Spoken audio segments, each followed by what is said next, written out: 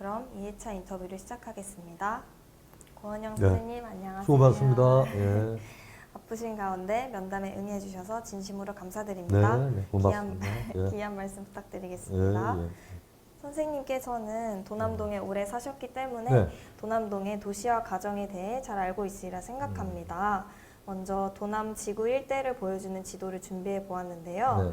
도남동이 이렇게나 컸는데 언제 구역이 나누어졌는지 자세히 말씀 부탁드립니다. 그러니까 저가 이제 도남동에서 태어났는데 58년도에 태어났단 말이에요. 그리고 이제 60년대, 70년대를까지 이제 거치면서 제가 이제 계속 도남동에 머물렀는데 어렸을 때부터 그 도남동 외에도 동선동이라든가 서선동 이런 동명이 있었어요. 그러니까 동명이 이렇게 많아졌다는 것은 도남동이 어떤 도시로서의 기능이 좀 확장이 됐다. 이렇게 얘기할 수 있습니다. 그래서 이제 도남동이 그렇게 확장된 까닭이 사대문안 도심과 좀 가깝다는 그런 이유가요. 그게 어떤 도시화의 첫째 조건이지 않았나 이런 생각이 듭니다. 먼저도 얘기했지만은 초기 도남동 거주자를 크게 두 부류로 나눌 수 있다 제가 이렇게 얘기했잖아요. 바닥동네, 산동네. 바닥동네는 좀 부유층이 살았고 산동네에는 빈곤층이 살았다. 그래서 빈부의 차이가 좀 있었던 동네다 그렇게 제가 얘기했는데 뭐 살기가 좋았던 불편했던 생산성과 고용성이 뛰어난 도심에서 가깝다는 것이 도남동 거주자의 증가, 도시화를 이룬 요인이다 이렇게 얘기할 수 있겠습니다. 그러다가 이제 도시로서의 어떤 팽창하는 과정에서 강남이 더 빨리 도시화가 됐잖아요. 늦게 이제 시작됐지만은 지금으로서는 더 이렇게 더 발달된 도시란 말이에요, 거기가. 그래서 이제 상대적으로 도남동이 좀 낙후한 동네다 이렇게 평가받기도 했는데 그것이 지표상으로 나타난 게 부동산 가격이다 이렇게 얘기할 수 있겠죠. 감사합니다. 네. 도남동에 전차 종점이 있었다고 들었는데요. 네. 위치가 기억나세요? 기억이 나죠. 전차종점 옆에 살았으니까. 네. 어디냐면은 지금도 남아있는 태극당이요. 네. 태극당 옆에 바로 골목이 있잖아요. 네. 그 골목을 기준으로 해서 왼쪽은 태극당, 오른쪽은 전차종점이었습니다. 그리고 제가 기억하기로는 네. 2층 건물이었던 것 같아요. 그리고 창문이 좀 굉장히 작아가지고 그 창문을 보면 비둘기집이 좀 생각나기도 하고 비둘기들이 이렇게 날아가지고 창문에 앉아서 그런지 그런 이미지를 갖고 있어요. 전차종점 하면은. 그러니까 도남동에 있던 자리는 바로 그 자리입니다. 전차 승무원 분들도 기억나시나요? 기억이 납니다. 그분들은 이제 모자를 쓰고 있었고 제복을 입고 있었어요. 그리고 이제 그분들을 제가 이제 볼 수 있는 거는 전차 안에서지만은 그분들이 출퇴근할 때 가방을 이렇게 메고 다니셨는데 달그락달그락 소리가 나는 거예요. 그럼 저 안에는 도시락이 들어있겠구나. 그런 생각을 했었고요. 그 다음에 어떤 분들은 또 이렇게 가방도 없이 도시락을 보자기에 싸가지고 이렇게 들고 다녔어요. 도시락을. 그게 기억에 좀 이렇게 선연이 남아 있습니다. 전차의 노선이 궁금한데요. 제가 확실하게 얘기할 수 있는 건 도남동 전차종점인데 아마 그 서울의 전차종점 노선이 청량리에도 있었고요. 그 다음에 청와대 가는 쪽에 효자동에도 있었다고 알고 있어요, 제가. 근데 도남동 전차종점, 태극당 옆에 있던 그 전차종점의 노선은 아마 서울역을 왕복하는 그런 노선이 아니었나. 이거 틀릴 수도 있는데. 네? 그렇게 저는 좀 추측이 됩니다. 네. 전차와 관련된 이야기를 들을 수 있을까요? 저는 그 당시에 전차가 다닐 때는 제가 꼬마였잖아요. 네. 예. 꼬마였기 때문에 뭐 전차를 타고 멀리 갈 일은 그렇게 많지 않았어요. 뭐 도남초등학교를 다녔기 때문에 전차를 타고 출퇴근을 뭐 이렇게 오고 갈 일은 없었고 걸어 다녔잖아요. 근데 길을 가다가 전차표를 하나 주었어요. 그래서 제가 이제 이 전차표를 갖다가 전차 종점에 찾아가서 잃어버린 사람한테 돌려줘야 되나 이런 생각을 했어요. 어린 마음에. 아니면은 내가 갖고 있을까? 전차표를 이렇게 어디 멀리 갈 수 있잖아요. 하루 동안 이렇게 고민했던 것 같아요. 그러다가 이게 돌려준다고 해도 이게 원주인한테 이게 갈 수가 있을까 이런 생각을 또 했어요. 그래가지고 그 전차표로 어디 좀 이렇게 멀리 좀 가보는 거 이런 생각을 했죠. 그래서 이제 그 전차표를 보여주고 전차에 올라탔는데 좀 아슬아슬한 느낌인 거 있죠. 승무원한테 이게 발각나는 게 아닐까. 그리고 그 전차에 앉은 그 손님들 있죠. 이분들이 나를 쳐다보는 그런 느낌. 그래서 이제 조마조마한 가운데서 그 전차를 타고 이제 전차가 시내로 이렇게 진입을 하고 처음 가보는 곳으로 이렇게 막 다니니까 새로운 세상을 제가 이렇게 보는 느낌. 아, 세상은 이렇게 넓구나. 이거는 지금의 어른의 어떤 생각에서 파악하면 안 되는 거고 어린 마음으로서 보면은 굉장히 새로운 신세계를 만난 거예요. 그래서 아마 제가 오전에 제가 전차를 탄 것 같은데 집에 왔을 때는 캄캄했을 때다. 그렇게 기억이 납니다. 종점 앞에 있었던 제과점인 태극당 기억하시나요? 그 앞에는 항상 많은 사람들로 붐볐나요? 기억은 당연히 나죠. 그쪽에 살았으니까. 그래서 항상 거기는 가장 붐비는 곳이었죠. 그리고 이제 그 태극당은 이제 가게 유리창이요. 태극당 앞에서 이제 가게 유리창 너머 쇼윈도잖아요. 너머에 이제 진열해 놓은 이제 빵들을 보면은 일단은 먹고 싶다. 빵 자체가 그 당시에 이렇게 흔치 않았기 때문에 네. 어떤 그것을 동경과 선망의 눈초리로 바라보는 거였어요. 그래서 이제 우리들 꼬마들 사이에서 이제 오갔던 얘기가 나 전쟁 나면 태극당부터 뛰어갈 거야. 맛있는 빵 먹다가 죽을 때 죽더라도. 네. 그런 얘기가 오고 갔답니다. 그러니까 이제 그런 단순한 얘기에는 이제 6.25라는 전쟁이라는 어떤 배경이 있는 거잖아요. 그 전쟁의 무서움을 꼬마들이 겪진 않았지만은 어른들을 통해서 들었다. 그리고 전쟁이 나면 언제든지 내가 죽을 수도 있다. 죽기 전에 배불리 빵이나 먹자. 그런 어떤 시대적인 배경이 있다. 이렇게 얘기할 수 있습니다. 태원당에 대해서도 궁금한데요. 네. 태원당의 위치는 어디였나요? 그러니까 태극당은 이제 전차 종점하고 이제 골목을 경계로 이렇게 좌우측에 있었고, 태원당은 지금 국민은행 있죠, 지금요. 네. 국민은행 옆에도 아마 그 골목이 있을 거예요. 성신여대 들어가는 골목이에요, 그게. 먹자골목.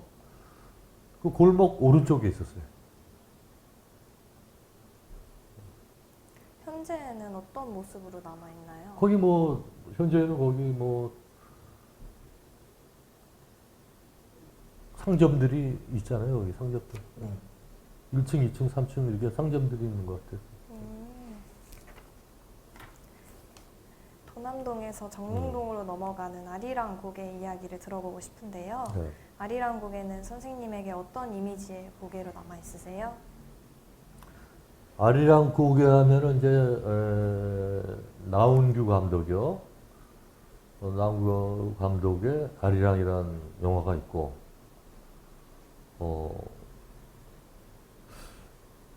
그런데 제가 어렸을 때는 나운규 감독하고 아리랑 고개하고 어떤 연관이 있으리라. 그래서 동네 이름이 생겼다. 이런 생각은 안 했던 것 같아요. 근데 모름지기 제가 이제 생각을 해보니까 아리랑이라는 우리나라의 대표적인 민요요. 이걸 차용을 한 게 아닌가. 아리랑 고개는 그 전에 뭐 음식점 이런 것들이 많았어요. 유흥업소들이. 그래서 아마 아리랑 고개라는 이름을 갖다 차용을 해서 좀 외부에 좀 알리려고 해다가 생긴 이름이 아닐까. 이런 생각을 해봅니다. 그리고, 실제로 그 우리나라의 아리랑 고개라는 지명이 이 도남동에만 있는 게 아니었고, 다른 데도 많다고 합니다. 어렸을 때는 거기 연탄공장이 있었고, 우리들은 이제 거기가 이제 아무래도 좀 비탈진 언덕이니까 썰매를 타고 다녔어요. 네, 그런 기억이 나요. 흥천사의 이름이 바뀌는 과정이 궁금한데요. 자세히 말씀해 주실 수 있으세요?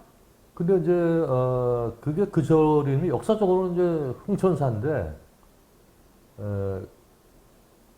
절이 이제 처음에 생겼을 때 이름이 흥천사였다가 신흥사로 바뀌었다가 다시 흥천사로 왔을 거예요. 네.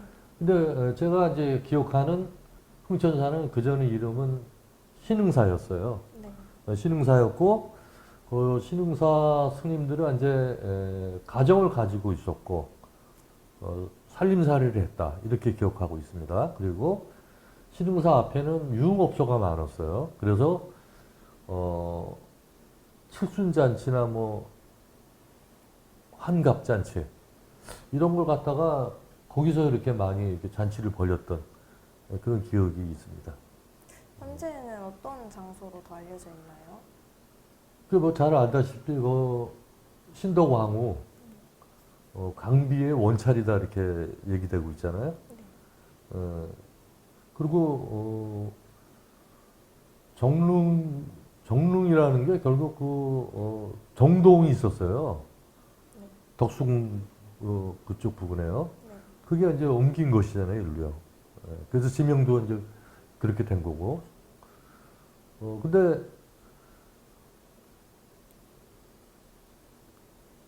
그거 신덕왕후의 원찰이라고 주장하는 절이 흥천사뿐만이 아니라 흥천사에서 이 얘기 들으면 조금 이게 무슨 얘기인가 하겠지만은 제가 이제 그 관심이 있어서 주변에 다른 절들도 제가 방문을 했었는데 봉국사 있죠, 정릉에 국민대학교 가는 방향에 봉국사에서도 정릉의 원찰은 봉국사다 이렇게 얘기하고 있고 그 다음에 경국사 있어요. 네. 정릉 사동 가는 쪽에 경국사도 정릉의 원찰은 경국사다 이렇게 주장을 하고 있어요. 네. 그래서 이제 뭐 어떻든 간에 지금의 흥천사에서 가장 적극적으로 원차림을 갖다가 홍보를 하고 있고 뭐 사람들은 어떤 게 원찰이든 간에 예, 홍보가 잘 된 쪽을 갖다가 이렇게 들여다보게 돼 있으니까 그런 이야기의 신비성은 지금의 흥천사 쪽으로 많이 이렇게 기울어져 가는 게 아닐까. 사실관계는 잘 모르겠어요. 네. 예. 도남동에서 기름동으로 넘어가는 미아리 고개도 궁금한데요. 네네. 옛 지명에 대해 알고 계신가요? 미아리.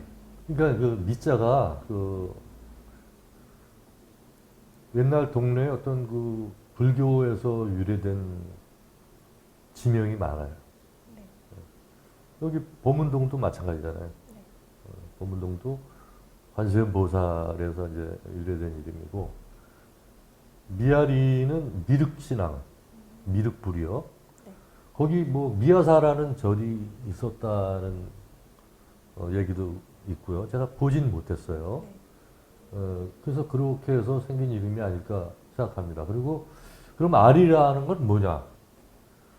아리라는 거는 어떤 그 새로운 세상이라든가 뭐 이렇게 신천지 이런 걸 뭐 아리라고 이렇게 순수 우리나라 말이다 뭐 이런 얘기가 있어요. 그래서 그런 미륵사라는 절하고 이 도남동의 어떤 새로운 동네, 어떤 밝은 세상임을 갖다가 강조하다 보니 그런 동네 이름이 생긴 게 아닐까?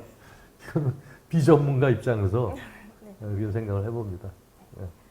공동 묘지가 있던 공간에 네. 수많은 판자촌들이 들어섰잖아요. 그곳의 생활은 어땠나요? 도남동의 저희 친구들은, 아이들은 미아리국에 넘어서 잘 갈라 그러지 않았어요. 그 환경은 굉장히 열악했고, 동네 전체가 이렇게 어두운 분위기였고, 판자촌 자체가 좀 시커멓고, 이렇게 콜타를 칠해가지고, 좀 어둡잖아요, 동네 분위기가. 또 못 살았고. 그러니까 잘 가지 않았고, 제가 본 바로는 70년대에도 초가집이 있었어요.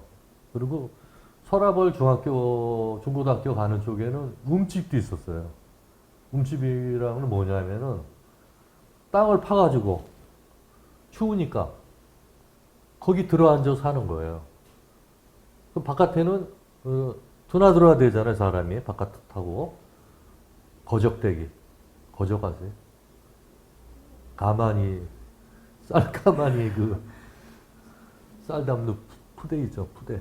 그걸 거적이라고 불렀는데, 거적을 이렇게 발처럼 이렇게 쳐놓고,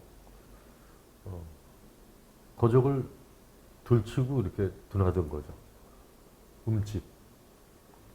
움집 아마 못 봤을 거예요. 움집이라는 게 있어요. 그리고, 뭐, 보나마나 뭐, 상하수도 시절 이런 거 잘 안 됐을 거예요. 그래서, 고명산고 있는데요. 고명산고 있는데에 똥통굴이라는 마을이 있어요. 네. 똥통굴. 이게 화장실이 없다 보니까 이게 인분을 갖다가 퍼다가 버린 거예요, 그냥. 동네 한쪽 귀퉁이다. 그래서 거기를 이제 똥통굴이라고 불렀답니다. 그리고 이 서울에 똥통굴이라고 부른 동네가 한두 군데가 아니에요. 그런 어떤 시설의 미비 때문에. 미아리 도로가 확장되는 모습도 보셨나요? 봤습니다. 어떤 공사 과정이 있었나요? 저희가 경사가 꽤 있었어요. 눈이 오면은 버스가 오르지 못했다. 택시도 오르지 못했다. 그냥 부릉부릉 거리고 그 바퀴가 눈을 차고 나가지 못하는 거야. 그러면은 이게 그렇게 이제 뭐 이렇게 오르내리다가 미끄러져 내려가는 거예요. 차들이. 그래서 아마 그 공사가 경사도를 좀 낮추고 또 확장을 하고 이랬던 공사였을 거예요.